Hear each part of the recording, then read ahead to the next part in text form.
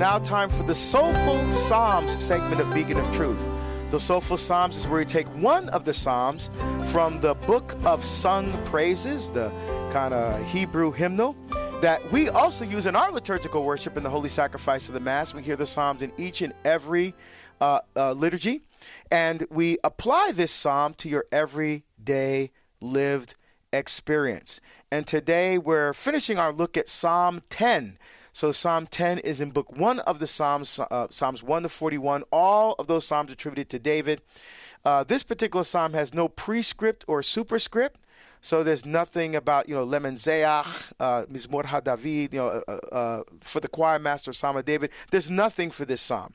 All right. So this particular Psalm started off, David, is, Lord, why do you stand afar off and hide yourself in times of distress? Right. And we feel like that sometimes, don't we? Where we're going through something and we feel that God isn't there. So that's how he starts off. But we're going to look at the last 2 verses of Psalm 10, verses 17 and 18. Right, where David, in a sense, starts off kind of question, Lord, where are you right now? But he, by the end of the Psalm, he has confidence that God is going to come with his love and with his mercy and with his truth. He says, "Oh Lord, you have heard the desire of the poor."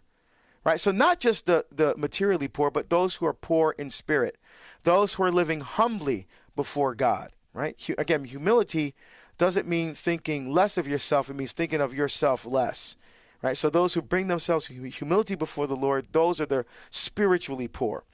You strengthen their hearts, right? So heart is leb in Hebrew. So the leb doesn't just mean an organ that pumps blood through the body. The heart is the seat of the will. The heart is the place where your desire for God lives inside of you.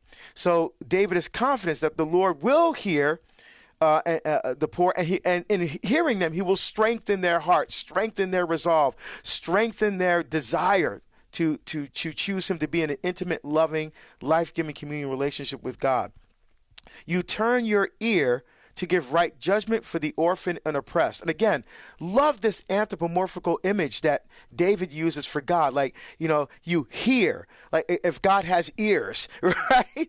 But I love that because, we have to think of God as a father, right? And we want our father to hear us. We want our father to listen to us. We want our father to care about us. And so David sometimes uses these images because obviously God doesn't have ears, but the idea is that God is our heavenly loving Father who listens to us, who cares for his children, and so just like a father listens to the cries of his children, the Lord is listening to us. He turns his ear to give right judgment for the orphan and the oppressed. So why? So that no one on earth may strike terror again, right? We don't have to fear. We don't have to fear even the trials and tribulations of life, because we should have confidence that God is with us. Even if we don't feel that God is not there, there is never a time in our lives that God is not with us. And so this psalm helps us to take confidence in the fact that God is a loving Father who listens to us, who turns his ear and his heart to us so that our heart can be united with his most beautiful and sacred heart. For more on the Psalms with Deacon Harold Burke-Sivers, check out Beacon of Truth weekdays at 4 p.m. Eastern on EWTN Radio and streaming everywhere you listen to podcasts.